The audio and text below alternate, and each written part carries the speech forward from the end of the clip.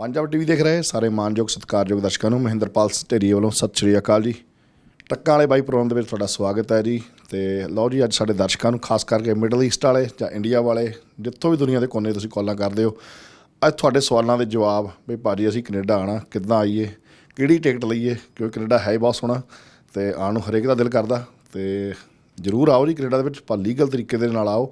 Legal ਤਰੀਕੇ ਨਾਲ ਕਿੱਦਾਂ ਆਉਣਾ ਅਤੇ ਉਹਦੇ ਵਾਸਤੇ ਗੱਲ ਕਰਨ ਦੇ ਲਈ ਸਾਡੇ ਨਾਲ ਮਨਜੀਤ ਮਾਹਲ ਸਮਾਰਟ ਇੰਟਰਨੈਸ਼ਨਲ ਇਮੀਗ੍ਰੇਸ਼ਨ ਤੋਂ ਜੋ ਸਪੈਸ਼ਲ ਨੇ ਇੰਟੈਰੀਓ ਦੇ ਵਿੱਚ ਬਰੰਪਟਨ ਦੇ ਵਿੱਚ ਕਿੰਗ ਬਣੇ ਹੋਏ ਨੇ ਇਸ ਵੇਲੇ। ਪੂਰਾ ਇਹਨਾਂ ਦਾ ਨਾਂ ਹੈ ਜੀ ਇਸ ਵੇਲੇ ਕਿ ਇਹਨਾਂ ਨੇ ਬਹੁਤ ਸਾਰੀਆਂ ਜਿਹੜੀਆਂ LMI ਵਗੈਰਾ ਲੋਕਾਂ ਦੇ ਜਿਹੜੇ ਮਸਲੇ ਅੜੇ ਹੋਏ ਕਢਾਏ ਆ। ਅਤੇ ਸਭ ਤੋਂ ਪਹਿਲਾਂ ਕਰਦੇ ਇਹਨਾਂ ਦਾ ਸਵਾਗਤ ਮਨਜੀਤ ਭਾਜੀ, ਸਤਿ ਸ਼੍ਰੀ ਅਕਾਲ। ਸਤਿ ਸ਼੍ਰੀ ਅਕਾਲ ਜੀ ਤੁਹਾਨੂੰ ਅਤੇ ਸਾਰੇ ਦਰਸ਼ਕਾਂ ਨੂੰ ਮੇਰੇ ਵੱਲੋਂ ਅਤੇ ਸਾਡੀ ਸਮਾਰਟ ਇੰਟਰਨੈਸ਼ਨਲ ਇਮੀਗ੍ਰੇਸ਼ਨ ਦੀ ਪੂਰੀ ਟੀਮ ਵੱਲੋਂ ਸਤਿ ਸ਼੍ਰੀ ਅਕਾਲ, ਨਮਸਕਾਰ ਅਤੇ ਅਦਾਬ ਜੀ।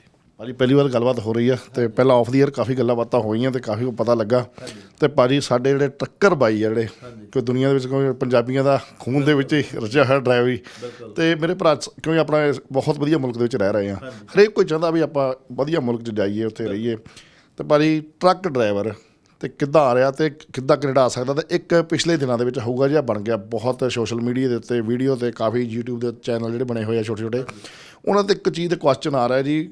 ਅੰਟੈਰੀਓ ਗੌਰਮੈਂਟ ਨੇ ਖੋਲ੍ਹ ਦਿੱਤਾ ਟਰੱਕ ਡਰਾਈਵਰਾਂ ਵਾਸਤੇ, ਰਸਤੇ ਖੋਲ੍ਹ ਦਿੱਤੇ ਵੀ ਫਟਾਫਟ ਆ ਜਾਓ, ਹੁਣ ਜਹਾਜ਼ ਭਰ ਕੇ ਆ ਜਾਓ। ਤੁਸੀਂ ਦੱਸੋ ਹੈ ਕੀ ਇਹ? ਬਿਲਕੁਲ, ਜਿਵੇਂ ਤੁਸੀਂ ਕਿਹਾ ਵੀ ਟਰੱਕਾਂ ਵਾਲੇ ਆਪਣੇ ਪੰਜਾਬ ਦੀ ਇੰਡਸਟਰੀ ਦੇ ਸਾਰੇ ਹੀ ਭੈਣ ਭਰਾ ਇੱਕ ਬੈਕਬੋਨ ਆ ਜਿਹੜੀ, ਚਾਹੇ ਉਹ ਮੈਂ ਕਹੂੰਗਾ ਵਰਲਡ ਦੀ ਹੈ। ਟਰਾਂਸਪੋਰਟੇਸ਼ਨ ਤੋਂ ਬਿਨਾਂ ਕੁਛ ਵੀ ਨਹੀਂ ਹੋ ਰਿਹਾ, ਚਾਹੇ ਉਹ ਕੈਨੇਡੀਅਨ ਇਕੋਨਮੀ ਆ, ਇੰਡੀਅਨ ਇਕੋਨਮੀ ਆ, ਚਾਹੇ ਦੁਬਈ ਆ, ਚਾਹੇ ਇਟਲੀ ਆ, ਚਾਹੇ ਕੋਈ ਵੀ ਮਤਲਬ ਵਰਲਡ ਦਾ ਕੋਈ ਵੀ ਕਾਰਨਰ ਆ। ਜੇ ਟਰਾਂਸਪੋਰਟੇਸ਼ਨ ਇੱਕ A ਪੁਆਇੰਟ ਤੋਂ ਲੈ ਕੇ B ਪੁਆਇੰਟ ਤੱਕ ਡਿਲੀਵਰੀਜ਼ ਜਾਂਦੀਆਂ ਨੇ ਜਾਂ ਆਪਾਂ ਨੂੰ ਕਮੋਡਿਟੀ ਚਾਹੀਦੀਆਂ ਨੇ, ਉਹ ਮੇਨ ਟਰਾਂਸਪੋਰਟੇਸ਼ਨ ਦਾ ਦਾ ਰੋਲ ਹੁੰਦਾ। ਅਤੇ ਉਹਦੇ 'ਚ ਆਪਣੀ ਕਮਿਊਨਿਟੀ ਨੇ ਤੁਹਾਨੂੰ ਪਤਾ ਬਹੁਤ ਜ਼ਿਆਦਾ ਮੱਲਾਂ ਮਾਰੀਆਂ ਹੋਈਆਂ ਨੇ। ਹਰ ਕੋਈ ਬੰਦਾ ਆਉਂਦਾ ਵੀ ਮੈਂ ਚਾਹੇ ਟਰੱਕ ਡਰਾਈਵਰ ਬਣਾ ਜਾਂ ਮੈਂ ਟਰੱਕ ਕੰਪਨੀ ਖੋਲ੍ਹਾਂ ਜਾਂ ਅੱਗੇ ਦੀ ਅੱਗੇ ਮਲਟੀਪਲ ਟਰੱਕਸ ਹੋਰ ਗਰੋ ਕਰਦੇ ਆ, ਹੈ ਨਾ। ਜਿਹੜਾ ਜਿਵੇਂ ਹੁਣ ਕੀ ਆ ਵੀ ਇੱਕ PNP ਪ੍ਰੋਗਰਾਮ ਹੁੰਦਾ, ਪ੍ਰੋਵਿੰਸ਼ੀਅਲ ਨੋਮਨੀ ਪ੍ਰੋਗਰਾਮ। ਪੂਰੇ ਕੈਨੇਡਾ ਦੇ ਵਿੱਚ ਜਿਵੇਂ BC ਨੇ ਆਪਣਾ ਪ੍ਰੋਵਿੰਸ਼ੀਅਲ ਨੋਮਨੀ ਪ੍ਰੋਗਰਾਮ ਖੋਲ੍ਹਿਆ ਹੋਇਆ, ਜਿਹਦੇ 'ਚ ਤੁਸੀਂ ਕੋਈ ਵੀ ਟਰੱਕਿੰਗ ਕੰਪਨੀ ਆ LMI ਲੈ ਕੇ ਉਸ ਤੋਂ ਬਾਅਦ ਕਿਸੇ ਵੀ ਬੰਦੇ ਨੂੰ ਵਰਕ ਪਰਮਿਟ ਮਿਲ ਜਾਂਦਾ ਜਿਹਦੇ ਕੋਲ ਟਰੱਕ ਦਾ ਲਾਇਸੈਂਸ ਹੁੰਦਾ। ਉਸ ਤੋਂ ਬਾਅਦ ਜੇ ਉਹ 2 ਸਾਲ ਟਰੱਕ ਚਲਾ ਕੇ BC PNP ਦੇ ਵਿੱਚ ਟਰੱਕ ਚਲਾ ਲੈਂਦਾ, BC PNP 'ਚ PR ਦੀ ਫਾਈਲ ਕਰ ਲੈਂਦਾ। ਇਸੇ ਤਰ੍ਹਾਂ ਹੀ ਨੋਵਾ ਸਕੋਸ਼ੀਆ ਹੋ ਗਿਆ, ਪ੍ਰਿੰਸ ਐਡਵਰਡ ਆਈਲੈਂਡ ਹੋ ਗਿਆ, ਹੈਲੀਫੈਕਸ, ਮਤਲਬ ਇੱਧਰਲੇ ਜਿੰਨੇ ਵੀ ਆਪਣੇ ਮੈਨੀਟੋਬਾ ਨੇ, ਸਾਰੀਆਂ ਪ੍ਰੋਵਿੰਸ ਦੀ ਆਪਣੀ ਆਪਣੀ ਪਾਲਿਸੀ ਹੈ ਕਿ ਜਿਹਦੇ 'ਚ ਇੱਕ ਸਰਟਨ ਪੀਰੀਅਡ ਤੋਂ ਬਾਅਦ, ਜਿਵੇਂ ਮੈਨੀਟੋਬਾ 'ਚ 1 ਸਾਲ, ਅਲਬਰਟਾ 'ਚ ਬਾਅਦ 1 ਸਾਲ ਆ, ਨੋਵਾ ਸਕੋਸ਼ੀਆ 6 ਮਹੀਨੇ ਆ, BC ਦਾ 2 ਸਾਲ ਆ। ਅੰਟਾਰੀਓ ਦੀ ਵੀ ਬੜੀ ਦੇਰ ਤੋਂ ਡਿਮਾਂਡ ਸੀ, ਇਹ ਸਾਰੀਆਂ ਕੰਪਨੀਆਂ ਦੀ ਵੀ ਲੋਕਾਂ ਦੀ ਵੀ ਜਦੋਂ ਬਾਕੀ ਸਟੇਟਾਂ ਦੇ ਵਿੱਚ ਬਾਕੀ ਪ੍ਰੋਵਿੰਸ 'ਚ ਟਰੱਕ ਚਲਾ ਕੇ ਪਰਮਾਨੈਂਟ ਰੈਜ਼ੀਡੈਂਟ ਹੁੰਦੇ ਆ, ਵਾਈ ਨਾਟ ਇਨ ਅੰਟਾਰੀਓ। ਸੋ ਉਹ ਜਦੋਂ ਹਰ ਵਾਰੀ ਕੋਈ ਨਾ ਕੋਈ ਗੌਰਮੈਂਟ ਦੇ ਅਦਾਰੇ 'ਚ, ਚਾਹੇ ਉਹ ਟਰੱਕਿੰਗ ਕੰਪਨੀਆਂ ਵਾਲੇ ਸੀ, ਚਾਹੇ ਅਸੀਂ ਲੋਕ ਸੀਗੇ, ਜਾ ਕੇ ਰਿਕੁਐਸਟ ਕਰਦੇ ਸੀ ਵੀ ਬਾਕੀ ਪ੍ਰੋਵਿੰਸ ਜਦੋਂ ਹੁੰਦਾ ਤਾਂ ਇੱਥੇ ਕਿਉਂ ਨਹੀਂ ਹੁੰਦਾ। ਸੋ ਇਸ ਚੀਜ਼ ਦੀ ਡਿਮਾਂਡ ਇੱਕ ਕਿਸਮ ਦੀ ਗੌਰਮੈਂਟ ਨੇ ਐਕਸੈਪਟ ਕੀਤੀ। ਉਹਨਾਂ ਨੇ ਬਿੱਲ ਪ੍ਰਪੋਜ਼ ਕੀਤਾ ਅਜੇ ਲਾਸਟ ਮੰਥ ਦੇ ਵਿੱਚ, ਜਾਣੀ ਅਪ੍ਰੈਲ 'ਚ ਜਿਹੜਾ ਬਿੱਲ ਪ੍ਰਪੋਜ਼ ਕੀਤਾ। ਇਹਦਾ ਵੀ ਇੱਕ ਤਰੀਕਾ, ਅਜੇ ਬਿੱਲ ਪਾਸ ਨਹੀਂ ਹੋਇਆ ਜੀ। ਅਜੇ ਕੀ ਹੁੰਦਾ ਵੀ ਜਾਣੀ ਇਹ ਸਾਰਾ ਕ੍ਰਾਈਟੇਰੀਆ ਬਣਾ ਕੇ ਬਿੱਲ ਪ੍ਰਪੋਜ਼ ਕਰਦੇ ਹਾਂ ਆਪਾਂ, ਉਸ ਤੋਂ ਬਾਅਦ ਉੱਤੇ ਬਹਿਸ ਹੁੰਦੀ ਆ, ਓਪੀਨੀਅਨ ਲਏ ਜਾਂਦੇ ਨੇ, ਸਾਰੇ ਡਿਪਾਰਟਮੈਂਟਸ ਨਾਲ ਕੰਸਰਨ ਹੁੰਦਾ। ਕੋਈ ਵੀ ਬਿੱਲ ਪਾਸ ਹੋਣ ਤੋਂ ਪਹਿਲਾਂ ਇੱਕ ਉਹਦਾ ਇੱਕ ਸੈੱਟ ਕ੍ਰਾਈਟੇਰੀਆ, ਇੱਕ ਪ੍ਰੋਸੀਜਰ ਆ ਜਿਹਦਾ ਉਹਨਾਂ ਨੇ 30 ਮਈ 2019 ਤੱਕ ਦਾ ਟਾਈਮ ਆ। ਉਦੋਂ ਤੱਕ ਉਸ ਬਿੱਲ ਦੇ ਅਗੇਂਸਟ ਨੰਬਰ ਆਫ ਵੋਟਸ ਕਿੰਨੇ ਜਾਂਦੇ ਨੇ, ਉਸ ਦੇ ਫਾਈਨਾਂਸ ਮਿਨਿਸਟਰ ਕੀ ਕਹਿੰਦਾ, ਉਹਦਾ ਬਜਟ ਕੀ ਅਲਾਓ ਕਰਦਾ, ਕੰਪਨੀਆਂ ਕੀ ਕਹਿੰਦੀਆਂ ਨੇ, ਕਿਉਂਕਿ ਇਹਦੇ 'ਚ ਫਾਇਦੇ ਨੁਕਸਾਨ ਵੀ ਹੋਣੇ ਨੇ। ਫਾਇਦੇ ਨੁਕਸਾਨ ਇਹ ਹੋਣੇ ਨੇ ਜਿਵੇਂ ਹੁਣ ਬਾਕੀ ਪ੍ਰੋਵਿੰਸ ਦੇ ਵਿੱਚ, ਜਿਵੇਂ BC 'ਚ ਆ, ਮੋਸਟ ਆਫ ਦਾ ਡਰਾਈਵਰਸ ਨੇ ਜਿਹੜੇ ਉਹ ਪੇਰੋਲ 'ਤੇ ਨੇ, ਉਹਨਾਂ ਨੂੰ T4 ਇਸ਼ੂ ਹੁੰਦੀ ਹੈ, ਉਹਨਾਂ ਦਾ ਟੈਕਸ ਸੋਰਸ 'ਤੇ ਕੱਟਿਆ ਜਾਂਦਾ। In Ontario most of the driver ਜਿਹੜੇ ਕਾਰਪੋਰੇਸ਼ਨ ਦੇ ਉੱਤੇ ਨੇ, ਉਹ ਐਨੂਅਲੀ ਆਪਣੀ ਮਰਜ਼ੀ ਨਾਲ ਜਾਂ ਆਪਣੇ ਟੈਕਸ ਵਗੈਰਾ ਆਪਣੀ ਮਰਜ਼ੀ ਨਾਲ ਭਰਦੇ ਆ, ਸੋਰਸ 'ਤੇ ਨਹੀਂ ਕੱਟਿਆ ਜਾਂਦਾ, ਹੈ ਨਾ, ਆਪਦੇ ਐਕਸਪੈਂਸ ਦਿਖਾ ਦਿੰਦੇ ਨੇ। ਹੁਣ ਫਿਰ ਜੇ ਇਸ ਤਰ੍ਹਾਂ ਦਾ ਕੁਛ ਹੋਊਗਾ, ਦੇਰ ਆਰ ਚਾਂਸਿਸ ਵੀ ਆਪਣੇ ਬਾਕੀ ਪ੍ਰੋਵਿੰਸ ਦੀ ਤਰ੍ਹਾਂ ਸਾਡੇ ਡਰਾਈਵਰ ਵੀ ਪੇਰੋਲ 'ਤੇ ਪੈਣਗੇ, ਬਾਕੀ ਪ੍ਰੋਵਿੰਸ ਦੀ ਤਰ੍ਹਾਂ ਸਾਡੇ ਡਰਾਈਵਰਾਂ ਨੂੰ ਵੀ T4 ਇਸ਼ੂ ਹੋਇਆ ਕਰੂਗੀ। ਫਿਰ ਜੇ ਇਹ ਸਾਰੀਆਂ ਚੀਜ਼ਾਂ ਮੈਟਰ ਕਰਦੀਆਂ ਨੇ, ਫਿਰ PNP ਅੰਟਾਰੀਓ ਦੇ ਵਿੱਚ ਟਰੱਕ ਡਰਾਈਵਰਸ ਦਾ ਵੀ ਇੱਕ special pilot project program after 30 May 2019 ਤੋਂ ਬਾਅਦ ਹੀ ਡਿਸਾਈਡ ਹੋਊਗਾ। ਉਹਦੀਆਂ ਟਰਮਸ ਕੀ ਹੋਣਗੀਆਂ, ਕੰਪਨੀ ਦੀਆਂ ਰਿਕੁਆਇਰਮੈਂਟਸ ਕੀ ਹੋਣਗੀਆਂ, ਇੰਪਲਾਈ ਦੀਆਂ ਰਿਕੁਆਇਰਮੈਂਟਸ ਕੀ ਹੋਣਗੀਆਂ, ਇਹ ਸਾਰੀਆਂ ਚੀਜ਼ਾਂ ਦਾ ਅਜੇ ਵੇਰਵਾ ਆਉਣਾ। ਸਿਰਫ ਬਿੱਲ ਪ੍ਰਪੋਜ਼ ਕਰਨ ਵਾਲੀ ਹਫੜਾ ਦਫੜੀ ਪੈ ਗਈ ਵੀ ਅੰਟਾਰੀਓ ਦੇ ਵਿੱਚ PNP ਟਰੱਕ ਡਰਾਈਵਰਸ ਦਾ ਪਾਇਲਟ ਪ੍ਰੋਗਰਾਮ ਲਾਗੂ ਹੋ ਗਿਆ। ਲਾਗੂ ਹੋਇਆ ਨਹੀਂ ਅਜੇ, ਸਿਰਫ ਸਰਕਾਰ ਨੇ ਗੱਲ ਸ਼ੁਰੂ ਕੀਤੀ ਹੈ ਵੀ ਕਰ ਦਈਏ, ਬਿੱਲ ਪਾਸ ਕਰ ਦਈਏ ਜਾਂ ਪ੍ਰਪੋਜ਼ ਕਰ ਦਈਏ। ਹੁਣ ਅਗਲਾ ਜਿਹੜਾ ਪ੍ਰੋਸੀਜਰ ਆ ਉਹ ਆਪਾਂ ਨੂੰ 23 ਮਈ ਤੋਂ ਬਾਅਦ ਸਾਰੀ ਡਿਟੇਲ ਆਊਗੀ, ਇਹਦੇ ਵਿੱਚ ਕੀ ਕੀ ਅੱਗੇ ਹੋਣਾ, ਉਹਦੀਆਂ ਕੀ ਕੀ ਫਾਇਦੇ ਹੋਣਗੇ, ਕੀ ਕੀ ਨੁਕਸਾਨ ਹੋਣਗੇ। ਜੇ ਹੋ ਜਾਂਦਾ ਫਾਈਨਲ ਹੋ ਜਾਂਦਾ ਤਾਂ ਸਾਰਿਆਂ ਨੂੰ ਹੀ ਫਾਇਦਾ। ਜਿਵੇਂ ਹੁਣ ਇੱਥੇ ਕਿੰਨੀਆਂ ਟਰੱਕਿੰਗ ਕੰਪਨੀਆਂ ਨੇ ਜਿਹੜੀਆਂ ਆਲਵੇਜ਼ ਕਹਿੰਦੀਆਂ ਨੇ we are having shortage of truck driver, always shortage ਆ, ਹੈ ਨਾ। ਵੀ ਜਿਵੇਂ ਬਾਕੀ ਸਟੇਟਸ ਦੇ ਵਿੱਚ ਡਰਾਈਵਰ ਦੀ ਭਰਮਾਰ ਹੁੰਦੀ ਆ, ਆਉਂਦੇ ਆ ਬਾਹਰੋਂ 2-2 ਸਾਲ ਤੱਕ ਕਮਿਟਡ ਹੁੰਦੇ ਨੇ, ਉਹ ਐਗਰੀਮੈਂਟ ਸਾਈਨ ਹੋਇਆ ਹੁੰਦਾ ਵੀ 2 ਸਾਲ ਬਾਅਦ ਡਰਾਈਵਰ ਛੱਡ ਕੇ ਜਾਊਗਾ, ਨਾ ਕੰਪਨੀ ਵਾਲਾ ਕੱਢੂਗਾ। ਸੋ ਇੱਥੇ ਕੀ ਹੁੰਦਾ ਵੀ ਜੇ 2 ਮਹੀਨੇ ਜਾਂ ਮਹੀਨਾ ਕਿਸੇ ਨੇ ਟ੍ਰੇਨਿੰਗ ਦਿੱਤੀ, ਕਿਸੇ ਨੂੰ ਜ਼ਿਆਦਾ ਬੈਟਰ ਅਪਰਚੁਨਿਟੀ ਮਿਲ ਗਈ ਜਾਂ ਉਸ ਵਿੱਚ ਕੁਛ ਹੋ ਗਿਆ, ਉਹ ਅਗਲਾ ਛੱਡ ਕੇ ਚਲਾ ਜਾਂਦਾ, ਹੈ ਨਾ। ਜੇ LMI ਹੋਈ ਵੀ ਹੋਊਗੀ ਅੰਟਾਰੀਓ ਦੇ ਵਿੱਚ ਟਰੱਕ ਡਰਾਈਵਰਸ ਦੀ, ਤਾਂ LMI 'ਚ ਬੌਂਡਡ ਵਰਕ ਪਰਮਿਟ ਹੁੰਦਾ, ਨਾ ਉਹ ਇੰਪਲਾਈ ਜਾਣ ਸਕਦਾ ਹੁੰਦਾ ਕਿਸੇ ਪਾਸੇ, ਨਾ ਇੰਪਲਾਇਰ ਜਾ ਸਕਦਾ ਹੁੰਦਾ। ਸੋ ਇੱਕ ਤਰੀਕੇ ਨਾਲ ਦੋਨਾਂ ਜਾਣਿਆਂ ਨੂੰ 2 ਸਾਲ ਦੀ ਬੌਂਡਿੰਗ ਹੋ ਗਈ, ਇੰਪਲਾਇਰ ਨੂੰ ਵੀ ਅਤੇ ਇੰਪਲਾਇਰ ਨੂੰ ਵੀ। ਲੌਂਗ ਟਰਮ ਲਈ ਕਮਿਟਮੈਂਟ ਹੋ ਗਈ ਇੱਕ ਦੂਸਰੇ ਦੀ। ਦੇਰ ਆਰ ਸਰਟਨ ਇਸ ਤਰ੍ਹਾਂ ਦੇ ਫਾਇਦੇ ਨੇ ਜਿਹੜੇ ਆਉਣ ਵਾਲੇ ਸਮੇਂ 'ਚ ਕੱਲ੍ਹ ਨੂੰ PNP ਤੋਂ ਬਾਅਦ ਉਹ PR ਪ੍ਰੋਸੀਜਰ ਕੀ ਹੋਊਗਾ, ਇਹ ਸਾਰੀਆਂ ਜੇ ਰਿਕੁਆਇਰਮੈਂਟਸ ਡਿਟੇਲ 'ਚ ਆਉਣਗੀਆਂ। ਇਹ ਇੱਕਦਮ ਹੀ ਘਬਰਾ ਕੇ ਜਾਂ ਇੱਕਦਮ ਹੀ ਕਹਿ ਸਕਦੇ ਹਾਂ ਵੀ ਹੋ ਗਿਆ 30 ਮਈ ਤੋਂ ਬਾਅਦ ਸਾਰੀਆਂ ਜਿਹੜੀਆਂ ਇੰਸਟਰਕਸ਼ਨਸ ਹੋਣਗੀਆਂ ਤੁਹਾਡੇ ਮੀਡੀਆ ਦੇ ਜ਼ਰੀਏ ਜਾਂ ਸੋਸ਼ਲ ਮੀਡੀਆ ਦੇ ਜ਼ਰੀਏ ਅਸੀਂ ਵੀ ਪਬਲਿਕ ਨੂੰ ਸਾਂਝੀਆਂ ਕਰਾਂਗੇ, ਬਹੁਤਿਆਂ ਨੂੰ ਪਤਾ ਹੀ ਲੱਗ ਜਾਣਾ ਹੈਗਾ। ਸੋ ਇਸ ਕਰਕੇ ਹੁਣੇ ਜਿਵੇਂ ਤੁਸੀਂ ਦੱਸਿਆ ਵੀ ਟਿਕਟਾਂ ਲੈ ਕੇ ਆ ਗਏ ਨੇ ਜਾਂ ਟਿਕਟਾਂ ਲੈ ਲਈਏ, ਕਿੱਥੋਂ ਆਈਏ, ਸੋ ਆਓ ਜ਼ਰੂਰ, ਪਰ ਇੱਕ ਸੈੱਟ ਪ੍ਰੋਸੀਜਰ ਦੇ ਨਾਲ। ਸਭ ਤੋਂ ਪਹਿਲਾਂ ਤਾਂ ਇੱਥੋਂ ਦਾ ਲਾਇਸੈਂਸ ਹੋਣਾ ਜ਼ਰੂਰੀ ਹੋਊਗਾ ਵੀ ਆਉਂਦੇ ਸਾਰ ਹੀ ਜੇ ਕਹੀਏ ਆਪਾਂ, ਜੇ ਕੁਛ ਭਰਾ ਭੈਣ ਇਹ ਸੁਣ ਕੇ ਆ ਗਏ ਨੇ ਵੀ ਕੈਨੇਡਾ 'ਚ ਟਰੱਕ ਡਰਾਈਵਰ ਅੰਟਾਰੀਓ 'ਚ ਖੁੱਲ੍ਹ ਗਿਆ, ਜੇ ਆਏ ਆ ਤਾਂ ਐਟਲੀਸਟ ਇੱਥੋਂ ਦਾ ਉਹ G1 G2 AZ ਲਾਇਸੈਂਸ ਲੈ ਲੈਣ। ਐਸਤਾ ਜਦੋਂ ਤੱਕ ਉਹਨੇ ਲਾਇਸੈਂਸ ਲੈਣਾ ਤਾਂ ਉਦੋਂ ਤੱਕ 23 ਮਈ ਤੋਂ ਬਾਅਦ ਜਿਹੜੀਆਂ ਰੈਗੂਲੇਸ਼ਨਸ ਕਲੀਅਰ ਹੋਣਗੀਆਂ, ਉਹਦੇ ਮੁਤਾਬਕ ਫਿਰ ਅੱਗੇ ਆਪਾਂ ਲੋਕਾਂ ਨੂੰ ਗਾਈਡ ਕਰਾਂਗੇ ਜੀ। ਮਨਜੀਤ ਭਾਜੀ ਬਹੁਤ ਵਧੀਆ ਤੁਸੀਂ ਡਿਟੇਲ ਦੇ ਵਿੱਚ ਦੱਸੀ ਇਹ ਚੀਜ਼, ਤਾਂ ਕਿ ਜਿਹੜੇ ਸਾਡੇ ਭਰਾ, ਮੈਂ ਦੱਸ ਦੇਵਾਂ ਵੀ ਡਰਾਈਵਰ ਭਰਾਵਾਂ ਨੂੰ, ਭਰਾਵੋ ਪਲੀਜ਼ ਕਿਸੇ ਅੰਧ ਵਿਸ਼ਵਾਸ ਦੇ ਵਿੱਚ ਕਹਿ ਲਓ ਵੀ ਤੁਸੀਂ ਧੱਕੇ ਦਾ ਸ਼ਿਕਾਰ ਨਾ ਹੋ ਜਾਓ, ਕਿਤੇ ਗਲਤ ਕੰਮਾਂ ਦੇ ਵਿੱਚ ਪੈ ਕੇ ਵੀ ਨਹੀਂ ਭਾਜੀ ਟਰੱਕ ਡਰਾਈਵਰ ਉੱਥੇ ਲੱਗੇ ਆ ਵੀ ਖੁੱਲ੍ਹ ਗਿਆ ਜੀ, ਖੁੱਲ੍ਹ ਗਿਆ, ਇਹਨਾਂ ਚੀਜ਼ਾਂ ਤੋਂ ਬਚੋ। ਮਨਜੀਤ ਭਾਜੀ ਇੱਕ ਚੀਜ਼ ਬੇਸਿਕ ਦੱਸਿਓ ਮੈਨੂੰ ਵੀ ਟਰੱਕ ਡਰਾਈਵਰ ਨੂੰ ਆਉਣ ਵਾਸਤੇ ਕੈਨੇਡਾ ਦੇ ਵਿੱਚ ਸਭ ਤੋਂ ਪਹਿਲਾਂ ਉੱਥੋਂ ਕਿਹੜੀ ਰਿਕੁਆਇਰਮੈਂਟ ਜਿਹੜੀ ਹੈਗੀ ਆ ਇਮੀਗ੍ਰੇਸ਼ਨ ਦੀ, ਕੀ ਉਹਨੂੰ ਕੁਆਲੀਫਿਕੇਸ਼ਨ ਚਾਹੀਦੀ ਆ, ਕੀ ਚਾਹੀਦਾ ਪਹਿਲਾਂ ਉੱਥੋਂ, ਅਗਰ ਆਪਣੇ ਮਿਡਲ ਈਸਟ ਦੇ ਵਿੱਚ ਭਰਾ ਲੈਂਦੇ ਖਾਸ ਕਰਕੇ? ਹਾਂਜੀ, ਬੇਸਿਕਲੀ ਕੀ ਹੁੰਦਾ ਜੀ, ਸਭ ਤੋਂ ਪਹਿਲਾਂ ਜਦੋਂ ਇੱਥੇ ਤੁਸੀਂ ਲਾਇਸੈਂਸ ਲੈਣ ਜਾਂਦੇ ਆਪਾਂ ਮਿਨਿਸਟਰੀ, ਜੋ ਕਹਿੰਦੇ ਤੁਹਾਡੇ ਕੋਲ ਰੈਲੇਵੈਂਟ ਐਕਸਪੀਰੀਅੰਸ ਹੈਗਾ, ਤੁਸੀਂ ਟਰੱਕ ਚਲਾਇਆ ਪਹਿਲਾਂ, ਉੱਥੇ ਦੇ ਪ੍ਰੂਫ ਲੈ ਕੇ ਆਉਣ। ਉਹਨਾਂ ਦਾ ਜਿਹੜਾ ਪੁਰਾਣਾ ਲਾਇਸੈਂਸ ਆ ਉਹ ਵੈਰੀਫਾਈਬਲ ਹੋਵੇ, ਅਗਰ ਕੋਈ ਮਿਨਿਸਟਰੀ ਤੋਂ ਲੈਟਰ ਮਿਲਦਾ ਹੈਗਾ ਉਹ ਲੈ ਕੇ ਆਉਣ, ਤਾਂ ਕਿ ਇੱਥੇ ਆਪਾਂ ਕੋਈ ਵੀ ਇਹਨਾਂ ਦਿਨਾਂ 'ਚ ਦੇਖਿਆ ਮੈਂ, ਚਾਹੇ ਆਪਾਂ G1 G2 ਵੀ ਲੈਣ ਜਾਂਦੇ ਹਾਂ, ਅਗਰ ਤੁਹਾਡਾ ਬੈਕ ਹੋਮ ਦਾ ਐਕਸਪੀਰੀਅੰਸ ਕਾਊਂਟ ਹੋ ਜਾਂਦਾ ਹੈਗਾ ਤਾਂ ਹੀ ਆਪਾਂ ਨੂੰ ਉਹ ਸਿੱਧਾ G ਅਲਾਓ ਕਰਦੇ ਨੇ। ਅਦਰਵਾਈਜ਼ ਤਾਂ G2 ਹੁੰਦਾ, ਫਿਰ ਸਾਲ ਵੇਟ ਕਰੋ, ਫਿਰ G, ਫਿਰ AZ। ਇਸੇ ਤਰ੍ਹਾਂ ਹੀ ਟਰੱਕ ਇੰਡਸਟਰੀ ਦੇ ਵਿੱਚ ਵੀ ਜੇ ਤੁਹਾਡੇ ਕੋਲ ਐਕਸਪੀਰੀਅੰਸ ਲੈ ਕੇ ਆਉਂਦੇ ਹੋ ਬੈਕ ਹੋਮ ਦਾ ਇਨ ਰਿਟਰਨ, ਸਪੋਜ਼ ਤੁਸੀਂ ਕਿਹਾ ਮਿਡਲ ਈਸਟ ਦੀ ਗੱਲ, ਕਿਸੇ ਵੀ ਕੰਪਨੀ ਦੇ ਵਿੱਚ ਜੇ ਤੁਸੀਂ 2-3 ਸਾਲ ਤੋਂ ਕੰਮ ਕਰ ਰਹੇ ਹੋ, ਜ਼ਰੂਰ ਉਸ ਕੰਪਨੀ ਤੋਂ ਆਉਂਦੇ ਹੋਏ ਐਕਸਪੀਰੀਅੰਸ ਲੈਟਰ ਲੈ ਕੇ ਆਓ। ਅਗਰ ਤੁਹਾਡਾ ਜਿਹੜਾ ਲਾਇਸੈਂਸ ਆ ਜੋ ਮਿਨਿਸਟਰੀ ਤੋਂ ਕੋਈ ਲੈਟਰ ਮਿਲਦਾ ਹੈਗਾ ਤਾਂ ਉਹ ਨਾਲ ਲੈ ਆਓ। ਜੇ ਨਹੀਂ ਮਿਲਦਾ ਤਾਂ ਐਟਲੀਸਟ ਉਹ ਵੈਰੀਫਾਈਬਲ ਹੋਵੇ। ਜੇ ਇੱਥੋਂ ਕੋਈ ਆਪਣੀ ਅੰਟਾਰੀਓ ਮਿਨਿਸਟਰੀ ਉਹਨਾਂ ਦੇ ਨਾਲ ਕਨਫਰਮ ਕਰਨਾ ਚਾਹੁੰਦੀ ਆ ਤਾਂ ਇੱਕ ਔਨਲਾਈਨ ਉਹਨਾਂ ਦਾ ਕੋਈ ਸਿਸਟਮ ਹੋਵੇ ਜਿੱਥੇ ਉਹ ਪਤਾ ਲੱਗ ਸਕੇ ਵੀ ਵੈਲਿਡ ਲਾਇਸੈਂਸ ਹੈਗਾ ਕਿ ਨਹੀਂ ਹੈਗਾ। ਸੋ ਇਹ ਚੀਜ਼ਾਂ ਹੋ ਗਈਆਂ। ਆਉਂਦੇ ਸਾਰ ਬਸ ਆਪਣੇ ਆਪ ਨੂੰ ਮੈਂਟਲੀ ਪ੍ਰਿਪੇਅਰ ਹੋ ਕੇ ਉਹ ਵੀ ਅਸੀਂ ਉੱਥੇ ਆ ਕੇ ਥੋੜ੍ਹੀ ਬਹੁਤੀ ਜਿਹੜੀ ਹੁਣ ਮੈਂ ਤੁਹਾਨੂੰ ਦੱਸੂਗਾ ਵੀ ਥੋੜ੍ਹੀ ਬਹੁਤੀ ਜੇ ਉੱਥੇ ਸਿੱਖ ਕੇ ਆ ਸਕਦੇ। ਇੰਗਲਿਸ਼ ਮੈਂਡੇਟੋਰੀ ਹੁੰਦੀ ਆ ਕਿਉਂਕਿ ਪ੍ਰੋਫੈਸ਼ਨ ਉੱਤੇ ਆਉਣ ਲੱਗੇ। ਮੇਰਾ ਅਗਲਾ ਕੁਐਸਚਨ ਇਹੀ ਸੀਗਾ ਭਾਜੀ ਵੀ ਜਿਹੜਾ ਆਈਲਟਸ ਦਾ ਚੱਕਰ ਪਿਆ, ਕਿਉਂਕਿ ਸਾਡੇ ਭਰਾ ਨੇ ਟਰੱਕ ਡਰਾਈਵਰ ਆਪਾਂ ਉੱਧਰ ਨੂੰ ਪੜ੍ਹੇ ਤਾਂ ਹੈ ਨਹੀਂ ਇੰਨਾ, ਕੋਈ +2 ਕੀਤੀ ਆ, ਕਿਸੇ ਨੂੰ ਕੋਈ 10 ਗ੍ਰੇਡ ਕੀਤੇ ਹੋਏ ਆ, ਅਤੇ ਐਜੂਕੇਸ਼ਨ ਕਿੰਨੀ ਜ਼ਰੂਰੀ ਅਤੇ ਬੈਂਡ ਕਿੰਨੇ ਚਾਹੀਦੇ ਆ ਆਈਲਟਸ ਦੇ? ਐਜੂਕੇਸ਼ਨ ਦਾ ਸਿਰਫ +2 ਤਾਂ ਜ਼ਰੂਰੀ ਆ ਜੀ, ਕਿਉਂਕਿ 10ਵੀਂ ਦੇ ਬੇਸ ਦੇ ਉੱਤੇ ਵਰਕ ਪਰਮਿਟ ਜਾਂ PR ਨਹੀਂ ਮਿਲਦੀ ਆਉਣ ਵਾਲੇ ਸਮੇਂ 'ਚ। ਜਿੰਨੀਆਂ ਵੀ ਬਾਕੀ ਪ੍ਰੋਵਿੰਸਿਸ ਦਾ ਲਾਅ ਹੈਗਾ ਉੱਥੇ ਇਹ ਆ ਵੀ ਤੁਹਾਡੇ ਕੋਲ ਗ੍ਰੇਡ 12 ਹੋਣੀ ਜ਼ਰੂਰੀ ਆ, ਅਤੇ at the time of application 5 commend IELTS ਦੇ ਰਿਕਮੈਂਡਡ ਆ ਜ਼ਰੂਰੀ ਹੋਣ, ਹੈ ਨਾ, 5 ਬੈਂਡ। ਅਤੇ ਉਹਦੇ 'ਚ ਕੀ ਆ ਵੀ ਇਹ ਨਹੀਂ ਮੈਂ ਕਹਿੰਦਾ ਵੀ ਹੁਣੇ ਲੈ ਲਓ, ਪਰ ਜਦੋਂ ਆਪਾਂ ਇਸ ਕੰਟਰੀ 'ਚ ਰਹਿੰਦੇ ਹਾਂ ਸਾਲ 2 ਸਾਲ ਦੇ ਵਿੱਚ ਥੋੜ੍ਹਾ ਜਿਹਾ ਆਪਣਾ ਹੱਥ ਖੁੱਲ੍ਹਦਾ ਇੰਗਲਿਸ਼ ਦੇ ਵਿੱਚ, ਕਿਉਂਕਿ ਕਿਸੇ ਸ਼ਿਪਰ ਨਾਲ ਗੱਲ ਕਰਦੇ ਹੋ, ਕਿਸੇ ਸਕੇਲ ਦੇ ਉੱਤੇ ਇੰਸਪੈਕਸ਼ਨ ਸੈਂਟਰ 'ਤੇ ਗੱਲ ਕਰਦੇ ਹੋ, ਬਾਰਡਰ ਕ੍ਰਾਸ ਕਰਦੇ ਹੋ ਆਪਦੇ ਕੁਲੀਗਸ ਨਾਲ, ਜਾਂ ਕੋਈ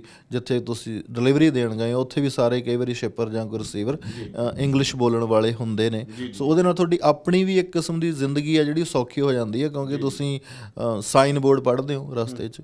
ਸੋ ਗੱਲ ਗੱਲ ਕੀ ਵੀ ਜੇ ਬੇਸਿਕ ਮਿਡਲ ਲੈਵਲ ਦੀ ਤੁਹਾਨੂੰ ਇੰਗਲਿਸ਼ ਆਉਂਦੀ ਆ in Canada specially in this country, ਤਾਂ ਤੁਹਾਡੀ ਆਪਣੀ ਜਿਹੜੀ ਜੌਬ ਆ, ਰੋਜ਼ਮਰਾ ਦੀ ਜ਼ਿੰਦਗੀ ਆ, ਉਹ ਸੌਖੀ ਹੋ ਜਾਂਦੀ ਹੈ। ਜੇ ਉਹ ਆਉਣ ਤੋਂ ਪਹਿਲਾਂ, ਜਿਵੇਂ ਹੁਣ ਅਜੇ ਕਾਨੂੰਨ ਬਣਨੇ ਨੇ, ਸਾਰੇ ਕੁਛ ਆਉਣਾ ਹੈਗਾ, ਜੇ ਚੀਜ਼ਾਂ ਦਾ ਖਿਆਲ ਰੱਖ ਲੈਣ, ਆਉਣ ਤੋਂ ਪਹਿਲਾਂ ਸਿੱਖ ਲੈਣ, ਤਾਂ ਉਹ ਵੀ ਇੱਕ ਬੈਨੀਫਿਸ਼ਰੀ ਹੋਊਗਾ ਉਹਨਾਂ ਵਾਸਤੇ ਵੀ, ਅਤੇ ਇੱਥੇ ਜਿੱਥੇ ਉਹਨਾਂ ਦੀ ਜੌਬ ਕਰਨੀ ਉਹਨਾਂ ਵਾਸਤੇ ਵੀ। ਬਿਲਕੁਲ ਜੀ।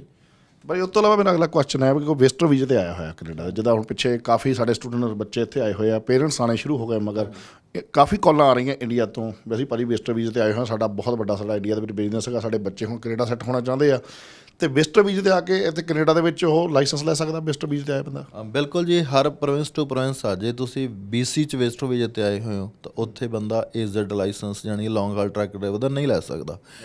ਅੰਟਾਰੀਓ ਦੇ ਵਿੱਚ ਵਿਜ਼ਟਰ ਲੈ ਸਕਦੇ ਨੇ G1 G2 AZ। ਕਈ ਵਾਰੀ ਕੀ ਹੁੰਦਾ, ਮੈਂ ਦੇਖਿਆ ਉਹਨਾਂ ਨੂੰ ਜੌਬ ਆਫਰ BC ਤੋਂ ਮਿਲ ਰਹੀ ਹੁੰਦੀ ਆ ਅਤੇ ਟਰੱਕ ਦਾ ਲਾਇਸੈਂਸ ਅੰਟਾਰੀਓ ਤੋਂ ਲਿਆ ਹੁੰਦਾ। ਇੱਥੇ ਜੌਬ ਆਫਰ ਨਹੀਂ ਮਿਲਦੀ, BC 'ਚ ਟਰੱਕ ਦਾ ਲਾਇਸੈਂਸ ਨਹੀਂ ਮਿਲਦਾ। ਸੋ ਬੋਥ ਵੇਜ਼ ਹੀ ਆ। ਜੇ ਤੁਸੀਂ ਵਿਜ਼ਟਰ ਆਏ ਹੋਏ ਹੋ, ਜੇ ਕੋਈ ਇਸ ਤਰ੍ਹਾਂ ਦੀ ਆਕੂਪੇਸ਼ਨ ਜਾਂ ਪ੍ਰੋਫੈਸ਼ਨ ਜਾਣਾ ਚਾਹੁੰਦੇ ਹੋ, ਫਿਰ ਜਿਹੜੀ ਪ੍ਰੋਵਿੰਸ ਤੁਹਾਨੂੰ ਲਾਇਸੈਂਸ ਅਲਾਓ ਕਰਦੀ ਹੈ, ਮੈਨੀਟੋਬਾ ਅਲਾਓ ਕਰਦੀ ਹੈ, ਅਲਬਰਟਾ ਅਲਾਓ ਕਰਦਾ, ਅੰਟਾਰੀਓ ਅਲਾਓ ਕਰਦਾ, ਇੱਦਾਂ ਹੋਰ ਵੀ ਕਈ ਪ੍ਰੋਵਿੰਸਿਸ ਨੇ ਜਿਹੜੀਆਂ ਅਲਾਓ ਕਰਦੀਆਂ ਨੇ ਵਿਜ਼ਟਰਸ ਨੂੰ ਟਰੱਕ ਦਾ ਲਾਇਸੈਂਸ ਲੈਣਾ। ਕਿਉਂਕਿ ਕਾਨੂੰਨ ਕੀ ਕਹਿੰਦਾ ਵੀ ਕੋਈ ਵੀ ਜਿਹੜੀ ਟ੍ਰੇਨਿੰਗ ਆ, ਚਾਹੇ ਉਹ ਸਟੱਡੀ ਆ, ਜਿਹੜੀ ਲੈਸ ਦੈਨ 4 ਮੰਥ ਆ, ਉਹ ਵਿਜ਼ਟਰ ਵਿਦਆਊਟ ਗੈਟਿੰਗ ਐਨੀ ਟ੍ਰੇਨਿੰਗ ਦੀ ਪਰਮਿਸ਼ਨ ਜਾਂ ਕੋਈ ਸਟੱਡੀ ਪਰਮਿਟ ਤੋਂ ਬਿਨਾਂ ਲੈ ਸਕਦਾ ਹੁੰਦਾ। ਪਰ ਜੇ ਕੋਈ ਸਟੱਡੀ ਜਾਂ ਟ੍ਰੇਨਿੰਗ 4 ਮੰਥ ਤੋਂ ਜ਼ਿਆਦਾ ਦੀ ਆ, ਤਾਂ ਉਹਦੇ ਵਾਸਤੇ ਉਹਨਾਂ ਨੂੰ ਵਿਜ਼ਟਰ ਤੋਂ ਸਟੇਟਸ ਚੇਂਜ ਕਰਨਾ ਪਊਗਾ। ਸੋ ਇਹ ਮੇਰਾ ਖਿਆਲ ਹੈ ਜਿਹੜਾ ਲਾਇਸੈਂਸ ਆਪਣਾ 2-3 ਮਹੀਨਿਆਂ ਦੇ ਵਿੱਚ ਹੀ ਸਾਰਾ ਪ੍ਰੋਸੈਸ ਹੋ ਜਾਂਦਾ, ਲੈਸ ਦੈਨ 4 ਮੰਥ ਦੇ ਵਿੱਚ। ਸੋ ਜੇ ਤੁਸੀਂ ਇੱਥੇ ਲਾਇਸੈਂਸ ਲੈ ਲਿਆ, ਹੁਣ ਇਹ ਸੋਚਦੇ ਹੋ ਵੀ ਅੱਗੇ ਜਾ ਕੇ ਮੈਨੂੰ ਵਰਕ ਪਰਮਿਟ ਵੀ ਮਿਲ ਜਾਵੇ ਜਾਂ ਕੁਛ ਹੋਰ ਮਿਲ ਜਾਵੇ। ਕਈ ਕੰਪਨੀਆਂ ਹੈਗੀਆਂ ਨੇ ਜਿਹੜੀਆਂ ਆਲਵੇਜ਼ ਹੀ ਇੰਪਲਾਈਜ਼ ਦੀ ਭਾਲ 'ਚ ਹੁੰਦੀਆਂ ਨੇ। ਕਈ ਵਾਰੀ ਸਾਨੂੰ ਵੀ ਕਹਿ ਦਿੰਦੇ ਨੇ ਵੀ ਸਾਨੂੰ ਵਰਕਰ ਚਾਹੀਦੇ ਨੇ। ਕਈ ਵਾਰੀ ਵਰਕਰ ਸਾਨੂੰ ਪੁੱਛ ਲੈਂਦਾ ਵੀ ਕੋਈ ਕੰਪਨੀ ਨੂੰ ਜੇ ਕੋਈ ਵਰਕਰ ਚਾਹੀਦਾ ਹੋਇਆ, ਇੰਪਲਾਈ ਚਾਹੀਦਾ ਹੋਇਆ, ਸਾਨੂੰ ਦੱਸਿਓ। ਸੋ ਗੱਲ ਕੀ ਵੀ ਅਸੀਂ, ਕਿਉਂਕਿ ਕਈ ਕੰਪਨੀਆਂ ਦੇ ਵਿੱਚ LMI ਕਰਵਾਉਣ ਦੀ ਹੈਲਪ ਕਰਦੇ ਹਾਂ। ਕੰਪਨੀਆਂ ਆ ਜਾਂਦੀਆਂ ਵੱਡੀਆਂ ਵੱਡੀਆਂ, ਕੋਈ ਵੀ ਟਰੱਕਿੰਗ ਦੀ ਕੰਪਨੀ ਆ, ਚਾਹੇ ਫੂਡ ਇੰਡਸਟਰੀ ਦੀ ਕੰਪਨੀ ਆ, ਚਾਹੇ IT ਦੀ ਕੰਪਨੀ ਆ। ਸੋ ਉਹ LMI ਤਾਂ ਕਰਾਉਂਦੇ ਨੇ ਵੀ ਸਾਨੂੰ ਇੱਥੋਂ ਲੋਕਲ ਵਰਕਰ ਨਹੀਂ ਮਿਲਦਾ। ਇਸੇ ਕਰਕੇ ਉਹਦਾ ਮਤਲਬ ਹੁੰਦਾ, ਪਹਿਲਾਂ ਇਹਦਾ ਨਾਂ LMO ਹੁੰਦਾ ਸੀ, ਹੁਣ ਨਾਂ ਬਦਲ ਕੇ ਲੇਬਰ ਮਾਰਕੀਟ ਇੰਪੈਕਟ ਅਸੈਸਮੈਂਟ ਕਰ ਦਿੱਤਾ ਗਿਆ। ਸੋ ਗੱਲ ਕੀ ਵੀ ਜਿੰਨੀਆਂ ਕੁ ਅਸੀਂ LMIs ਹਰ ਸਾਲ ਕਰਦੇ ਹਾਂ, ਜਿੰਨੀਆਂ ਵੀ ਹੁਣ ਤੱਕ, ਟੱਚਵੁੱਡ ਅਜੇ ਤੱਕ ਉਹ 100% ਸਕਸੈਸਫੁਲ ਰੇਟ ਆ, ਬਸ਼ਰਤੇ ਕਿ ਜਿਹੜਾ ਅੰਪਲਾਇਰ ਆ ਉਹਦੀ ਐਲੀਜੀਬਿਲਿਟੀ, ਉਹਦੇ ਫਾਈਨੈਂਸ਼ੀਅਲ ਸਾਰਾ ਕੁਛ ਕੁਆਲੀਫਾਈ ਕਰਦਾ ਹੋਵੇ ਉਹ। ਸੋ ਅਗਰ ਕਿਸੇ ਨੂੰ ਵੀ ਇਸ ਤਰੀਕੇ ਦੀ ਕੋਈ ਸਰਵਿਸ ਚਾਹੀਦੀ ਆ, ਚਾਹੇ ਉਹ LMI ਕਰਵਾਉਣ ਵਾਲਾ ਪਰਸਨ ਆ ਜਾਂ LMI ਲੈਣ ਵਾਲਾ ਪਰਸਨ ਆ, ਸੋ ਬੋਥ ਵੇਜ਼ 'ਚ ਅਸੀਂ ਹੈਲਪ ਕਰਦੇ ਹਾਂ। ਅਗਰ ਕਿਸੇ ਨੂੰ AZ ਲਾਇਸੈਂਸ ਲੈ ਲਿਆ, ਵਰਕ ਪਰਮਿਟ ਹੁਣ ਅੱਗੇ ਸੋਚ ਰਹੇ ਹੋ ਲੈਣ ਵਾਸਤੇ, ਦੈਨ ਵੀ ਕੈਨ ਰੈਫਰ ਵੀ ਹਾਂ ਫਲਾਣੀ ਕੰਪਨੀ ਨੂੰ ਬੰਦੇ ਦੀ ਜ਼ਰੂਰਤ ਹੈਗੀ ਆ, ਤੁਸੀਂ ਉੱਥੇ ਜਾ ਕੇ ਉਹਨਾਂ ਨਾਲ ਕੰਟੈਕਟ ਕਰ ਲਓ। ਜਿਵੇਂ ਉਹਨਾਂ ਦਾ ਪ੍ਰੋਸੀਜਰ ਹੁੰਦਾ ਇੱਕ ਟਰੱਕ ਡਰਾਈਵਰ ਨੂੰ ਹਾਇਰ ਕਰਨ ਦਾ, ਰੈਗੂਲਰ ਪ੍ਰੋਸੀਜਰ ਉਹੀ ਵੀ ਪਹਿਲਾਂ ਅਗਲਾ ਉਹਨਾਂ ਦਾ ਟਰਾਇਲ ਲੈਂਦਾ, ਦੇਖਦਾ, ਉਹਨਾਂ ਨੂੰ ਚਲਵਾ ਕੇ ਦੇਖਦਾ ਵੀ ਇਫ ਦੇ ਕੁਆਲੀਫਾਈ, ਦੈਨ ਫਿਰ ਉਹਨਾਂ ਦੀ ਅਸੀਂ ਅੱਗੇ ਜਿਹੜੀ ਵਰਕ ਪਰਮਿਟ ਦੀ ਗਾਈਡੈਂਸ ਆ ਉਹ 'ਚ ਵੀ ਹੈਲਪ ਕਰ ਦਿਆਂਗੇ ਜੀ। ਅਤੇ ਲਓ ਜੀ, ਸਾਡੇ ਦਰਸ਼ਕਾਂ ਦੇ ਕਾਫੀ ਸਵਾਲਾਂ ਦੇ ਜਵਾਬ ਅੱਜ ਸਾਡੇ ਮਨਜੀਤ ਭਾਜੀ ਹੁਣੀ ਦੇ ਦਿੱਤੇ ਆ, ਅਤੇ ਉਮੀਦ ਆ ਤੁਹਾਨੂੰ ਜ਼ਰੂਰ ਸਾਡਾ ਪ੍ਰੋਗਰਾਮ ਪਸੰਦ ਆਇਆ ਹੋਵੇਗਾ। ਅਤੇ ਭਾਜੀ ਜਾਂਦਿਆਂ ਦੇ ਥੋੜ੍ਹਾ ਟਰੱਕਿੰਗ ਰਸਤੇ ਤੋਂ ਹਟ ਕੇ ਹਲਵਾਈ ਸ਼ੈਫ ਜਿਹੜੇ ਇੰਡੀਆ ਦੇ ਵਿੱਚ ਆ ਉਹ ਆਉਣਾ ਚਾਹੁੰਦੇ ਹੋਣ, ਉਹਨਾਂ ਦੀ ਕੀ ਰਿਕੁਆਇਰਮੈਂਟ ਹੈ, ਪਲੀਜ਼ ਇਹ ਦੱਸ ਦਿਓ, ਕਿਉਂਕਿ ਇੱਥੇ ਕਾਫੀ ਫੂਡ ਦਾ ਕਾਫੀ ਕਰੇਜ ਆ ਹੁਣ ਅੱਜ ਕੱਲ੍ਹ, ਅਤੇ ਉਹਦੇ ਵਾਸਤੇ ਕੀ ਪਲੀਜ਼ ਥੋੜ੍ਹਾ ਦੱਸੋ। ਸ਼ੈਫ ਕੁੱਕ ਦੀਆਂ ਵੀ ਜਿਵੇਂ ਰਿਕੁਆਇਰਮੈਂਟ ਪਹਿਲਾਂ ਤਾਂ ਅੰਪਲਾਇਰ ਦੀ ਇੱਥੇ ਹੁੰਦੀ ਹੈ ਵੀ LMI ਕਰਵਾਈ, ਫਿਰ ਗਾਹਾਂ ਅੰਪਲਾਈ ਦੀ ਰਿਕੁਆਇਰਮੈਂਟ ਆ। ਮੈਂ ਦੇਖਿਆ ਚਾਹੇ ਇੰਡੀਆ ਜਾਂ ਆਪਣੇ ਸਾਊਥ ਏਸ਼ੀਅਨ ਕੰਟਰੀਜ਼ ਤੋਂ ਲੋਕ ਆਉਂਦੇ ਨੇ, ਜਿੰਨਾ ਵਧੀਆ ਕੁੱਕ ਹੁੰਦਾ ਨਾ, ਉੱਥੇ ਮੈਂ ਦੇਖਿਆ ਉਹਨੂੰ ਵਿਚਾਰੇ ਨੂੰ ਨਾ ਐਜੂਕੇਸ਼ਨ ਹੁੰਦੀ ਆ, ਨਾ ਉਹਦੇ ਕੋਲ IELTS ਹੁੰਦਾ ਹੈ ਨਾ। ਸੋ ਹੁਣ ਇਹਦੀ ਰਿਕੁਆਇਰਮੈਂਟ ਕੀ ਆ ਵੀ ਮੇਨ ਜਿਹੜੇ ਵੱਡੇ ਸ਼ਹਿਰਾਂ 'ਚੋਂ ਤਾਂ ਬਹੁਤ ਅਸੀਂ ਹੈਲਪ ਕੀਤੀ ਆ, ਜਿਵੇਂ ਗੁੜਗਾਉਂ ਹੋ ਗਿਆ, ਦਿੱਲੀ, ਬੰਬੇ ਜਾਂ ਕੋਈ ਹੋਰ ਮੈਟਰੋ ਸਿਟੀਜ਼ ਨੇ। ਪਰ ਜਿਹੜੇ ਆਪਣੇ ਛੋਟੇ ਸ਼ਹਿਰਾਂ ਦੇ ਵਿੱਚ ਕਿੰਨੇ ਚੰਗੇ ਚੰਗੇ ਹਲਵਾਈ ਬੈਠੇ ਨੇ, ਉਹ ਦੇਖੋ ਹੱਥੀਂ ਕਿਰਤ ਉਹਨਾਂ ਨੂੰ ਇੰਨੀ ਵਧੀਆ ਆਉਂਦੀ ਆ। ਪਰ ਇਹਦੇ ਵਾਸਤੇ ਮੈਂ ਤੁਹਾਨੂੰ ਇਹ ਦੱਸਾਂ ਵੀ ਸੌਰੀ, ਜੇ ਕੋਈ ਤੁਹਾਡੇ ਕੋਲ ਐਜੂਕੇਸ਼ਨ ਨਹੀਂ ਹੈਗੀ, ਫਸਟ ਆਫ ਆਲ ਤਾਂ +2 ਤੋਂ ਉੱਪਰ ਜ਼ਰੂਰ ਕੁੱਕ ਨਾਲ 1-2 ਸਾਲ ਦਾ ਡਿਪਲੋਮਾ ਹੋਵੇ ਅਗਲੇ ਕੋਲੇ, ਕੁੱਕਰੀ ਨਾਲ, ਕੁੱਕ ਨਾਲ, ਐਂਡ ਉਹਨਾਂ ਕੋਲੇ 2 ਸਾਲ ਦਾ ਐਕਸਪੀਰੀਅੰਸ ਹੋਵੇ, 5 ਕਮਾਂਡ IELTS ਦੇ ਹੋਣ। ਕਿਉਂਕਿ ਹੁਣ ਕੋਈ ਵੀ LMI ਬੇਸਡ ਜਿਹੜਾ ਵਰਕ ਪਰਮਿਟ ਆ ਉਹ ਲੱਗਦਾ ਨਹੀਂ ਹੈਗਾ ਵਿਦਆਊਟ ਲੈਂਗੁਏਜ ਦੀ ਰਿਕੁਆਇਰਮੈਂਟ ਤੋਂ। ਈਵਨ ਕਿ ਚਾਹੇ ਕੇਅਰ ਗਿਵਰ ਆ, ਨੈਨੀ ਆ, ਕੋਈ ਹੋਰ ਕਿਸੇ ਕਿਸਮ ਦਾ ਆਕੂਪੇਸ਼ਨ ਵਾਲਾ ਬੰਦਾ ਹੈਗਾ ਜਿਹਦੇ 'ਚ ਆਪਾਂ ਵਰਕ ਪਰਮਿਟ ਕਰਵਾ ਸਕੀਏ ਜਾਂ ਵਰਕ ਪਰਮਿਟ ਲੱਗੇ, ਹਰੇਕ ਦੀ ਰਿਕੁਆਇਰਮੈਂਟ ਆ ਇਹ। ਜਿਵੇਂ PNP ਅੰਟਾਰੀਓ ਦੀ ਰਿਕੁਆਇਰਮੈਂਟ ਮੈਂ ਦੱਸਾਂ, ਇਸੇ ਤਰ੍ਹਾਂ ਅੰਪਲਾਇਰ ਦੀ ਰਿਕੁਆਇਰਮੈਂਟ ਕੀ ਆ, $1 ਮਿਲੀਅਨ ਮਿਨੀਮਮ ਟਰਨਓਵਰ ਹੋਵੇ।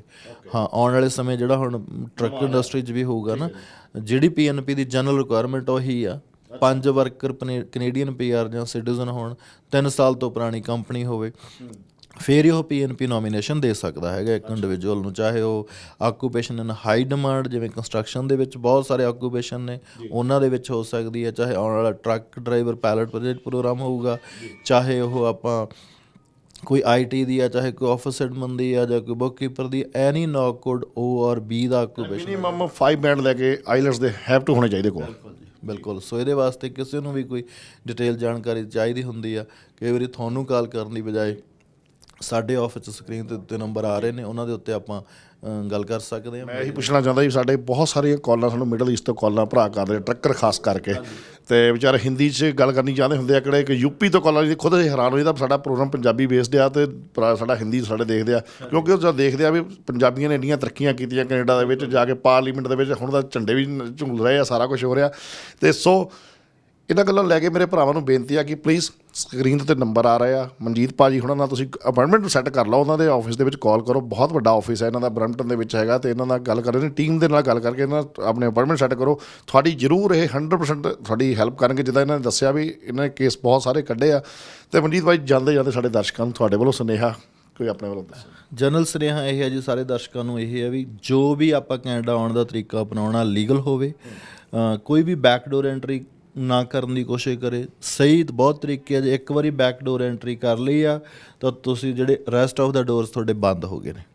ਸੋ ਜੇ ਆਪਾਂ ਸਿੱਧੇ ਰਸਤੇ ਆਉਣ ਦੇ ਤਰੀਕੇ 'ਚ ਸਾਰੀ ਗੱਲਬਾਤ ਕਰੀਏ, ਅਗਰ ਇਹਦੇ ਵਾਸਤੇ ਕਿਸੇ ਨੂੰ ਵੀ ਕੋਈ ਸਾਡੀ ਗਾਈਡੈਂਸ ਦੀ, ਚਾਹੇ ਉਹ ਐਜੂਕੇਸ਼ਨ ਦੇ ਬੇਸ 'ਤੇ ਆਉਣਾ, ਸਟੱਡੀ ਪਰਮਿਟ 'ਤੇ, ਚਾਹੇ ਵਰਕ ਪਰਮਿਟ ਦੇ ਉੱਤੇ ਆਉਣਾ, ਜਾਂ ਤੁਹਾਡੇ ਕੋਲ ਐਕਸਪੀਰੀਅੰਸ ਹੈਗਾ, ਤੁਸੀਂ ਸਿੱਧੀ ਪਰਮਾਨੈਂਟ ਰੈਜ਼ੀਡੈਂਸੀ ਦੀ ਐਪਲੀਕੇਸ਼ਨ ਲਾਉਣੀ ਆ, ਜਾਂ ਕਿਸੇ ਹੋਰ ਪੀਐਨਪੀ ਪ੍ਰੋਗਰਾਮ ਬਾਰੇ ਸਮਝਣਾ ਹੈਗਾ, ਜਾਂ ਵਿਜ਼ਟਰ ਵੀਜ਼ੇ 'ਤੇ ਆਉਣਾ, ਜਾਂ ਆਏ ਹੋਏ ਹੋ ਸੁਪਰ ਵੀਜ਼ੇ 'ਤੇ ਬੁਲਾਉਣਾ ਹੈਗਾ, ਕਿਸੇ ਨੂੰ ਵੀ ਕੋਈ ਵੀ ਸੰਬੰਧੀ ਕਿਸੇ ਕਿਸਮ ਦੀ ਇਮੀਗ੍ਰੇਸ਼ਨ ਸੰਬੰਧੀ ਜਾਣਕਾਰੀ ਚਾਹੀਦੀ ਆ, ਤਾਂ ਸਾਨੂੰ ਸਮਾਰਟ ਇੰਟਰਨੈਸ਼ਨਲ ਇਮੀਗ੍ਰੇਸ਼ਨ ਨੂੰ, ਮੇਰੇ ਨਾਲ ਜਾਂ ਮੇਰੇ ਬਿਜ਼ਨਸ ਪਾਰਟਨਰ ICCRC ਮੈਂਬਰ ਨੇ ਮਿਸਟਰ ਸੰਜੇ ਸ਼ਰਮਾ, ਉਹਨਾਂ ਦੇ ਨਾਲ, ਜਾਂ ਸਾਡਾ ਕੋਈ ਵੀ ਐਸੋਸੀਏਟ ਹੈਗਾ, ਵੀ ਹੈਵ ਫੁੱਲ ਫਲੈਜਡ ਸਾਰੇ ਟ੍ਰੇਨਡ ਵੀ ਲੋਕਾਂ ਦੀ ਟੀਮ ਆ, ਕਿਸੇ ਨਾਲ ਵੀ ਤੁਸੀਂ ਫੋਨ ਦੇ ਉੱਤੇ ਗੱਲ ਕਰਕੇ ਡਿਟੇਲ 'ਚ ਇਨਫੋਰਮੇਸ਼ਨ ਲੈ ਸਕਦੇ ਹੋ। ਜੇ ਵਿਜ਼ਟਰ ਆਏ ਹੋਏ ਹੋ, ਆਪਣੀਆਂ ਆਪਸ਼ਨਸ ਐਕਸਪਲੋਰ ਕਰਨਾ ਚਾਹੁੰਦੇ ਹੋ ਵੀ ਅਸੀਂ ਆਏ ਹਾਂ, ਸਾਡੇ ਕੋਲ ਆ ਐਜੂਕੇਸ਼ਨ, ਅਸੀਂ ਕੀ ਕਰੀਏ, ਕਿਹੜੇ ਤਰੀਕੇ ਨਾਲ ਇੱਥੇ ਸਾਡੀ ਪਰਮਾਨੈਂਟ ਰੈਜ਼ੀਡੈਂਸੀ ਹੋ ਸਕਦੀ ਹੈ, ਜਾਂ ਅੱਗੇ ਸਾਡਾ ਕੀ ਬਣ ਸਕਦਾ, ਜਾਂ ਕਈ ਵਾਰੀ ਬੱਚੇ ਆਏ ਹੁੰਦੇ ਨੇ, ਹੁਣ ਉਹ ਕਿਹੜੀ ਪੜ੍ਹਾਈ ਪੜ੍ਹਨ। ਸੋ ਗੱਲ ਕੀ ਵੀ ਕਿਸੇ ਨੂੰ ਵੀ ਕੋਈ ਸਲਾਹ ਚਾਹੀਦੀ ਆ, ਫਸਟ ਕੰਸਲਟੈਂਸੀ ਸਾਡੀ ਆਲਵੇਜ਼ ਫ੍ਰੀ ਹੁੰਦੀ ਹੈ, ਵੀ ਡੋਂਟ ਚਾਰਜ ਐਨੀਥਿੰਗ। ਸੋ ਅੱਗੇ ਜੇ ਕੋਈ ਉਹਨਾਂ ਨੂੰ ਉਹ ਸਾਨੂੰ ਕੋਈ ਰਿਟੇਨ ਕਰਦੇ ਆ, ਕੋਈ ਕਿਸੇ ਕੰਮ ਦੀ ਡਿਊਟੀ ਲਾਉਂਦੇ ਆ, ਤਾਂ ਜਿਹੜੀ ਨੋਮੀਨਲ ਫੀਸ ਹੋਊਗੀ ਉਹਨਾਂ ਨੂੰ ਪਹਿਲਾਂ ਦੱਸੀ ਜਾਊਗੀ, ਜੇ ਉਹਨਾਂ ਨੂੰ ਐਕਸੈਪਟ ਹੋਊਗੀ ਦੈਨ ਵੀ ਪ੍ਰੋਸੀਡ ਫਰਦਰ। ਐਸਾ ਨਹੀਂ ਕੋਈ ਵੀ ਕਿਹਾ ਕੁਛ ਹੋਰ ਤੇ ਕਰਿਆ ਕੁਛ ਹੋਰ। ਬਿਲਕੁਲ ਜੀ। ਮਨਜੀਤ ਭਾਜੀ, ਤੁਸੀਂ ਆਪਣਾ ਕੀਮਤੀ ਟਾਈਮ ਦਿੱਤਾ, ਤੁਹਾਡਾ ਬਹੁਤ ਬਹੁਤ ਧੰਨਵਾਦ। ਥੈਂਕ ਯੂ ਸਮਾਂ ਦੇਣ ਲਈ ਤੁਹਾਨੂੰ। ਤੇ ਲਓ ਜੀ, ਇਹ ਸਨ ਸਾਡੇ ਮਨਜੀਤ ਭਾਜੀ, ਤੇ ਸਮਾਰਟ ਇੰਟਰਨੈਸ਼ਨਲ ਇਮੀਗ੍ਰੇਸ਼ਨ ਬਰੈਂਪਟਨ ਦੇ ਵਿੱਚ ਬਹੁਤ ਵੱਡਾ ਅਦਾਰਾ ਜੀ। ਤੁਸੀਂ ਇਹਦੇ ਨਾਲ ਸਕਰੀਨ ਦੇ ਉੱਤੇ ਨੰਬਰ ਆ ਰਹੇ ਆ, ਵੈਸੇ ਵੀ ਨੰਬਰ ਤੁਹਾਨੂੰ ਚਾਹੀਦਾ ਤੁਸੀਂ ਮੈਨੂੰ ਵੀ ਕਾਲ ਕਰ ਸਕਦੇ ਹੋ, ਸਾਨੂੰ ਈਮੇਲ ਕਰ ਸਕਦੇ ਹੋ, ਸਾਡੇ ਨੰਬਰ ਸਕਰੀਨ ਦੇ ਉੱਤੇ ਆ ਰਹੇ, ਅਸੀਂ ਤੁਹਾਨੂੰ ਜ਼ਰੂਰ ਤੁਹਾਡੀ ਹੈਲਪ ਕਰਾਂਗੇ। ਤੇ ਉਮੀਦ ਹੈ ਤੁਹਾਨੂੰ ਸਾਡਾ ਇਹ ਪ੍ਰੋਗਰਾਮ ਜ਼ਰੂਰ ਪਸੰਦ ਆਇਆ ਹੋਵੇਗਾ, ਤੇ ਪਰਮਾਤਮਾ ਕਰੇ ਚੜ੍ਹਦੀ ਕਲਾ 'ਚ ਰਹੋ ਜਿੱਥੇ ਵੀ ਹੋ, ਤੇ ਵਸਦੇ ਰਹੋ, ਖੁਸ਼ ਰਹੋ। ਤੇ ਮੇਰੇ ਵੱਲੋਂ ਪ੍ਰੋਗਰਾਮ ਦੇਖਣ ਵਾਲੇ ਸਾਰੇ ਦਰਸ਼ਕਾਂ ਦਾ ਬਹੁਤ ਬਹੁਤ ਧੰਨਵਾਦ। ਸਤਿ ਸ਼੍ਰੀ ਅਕਾਲ।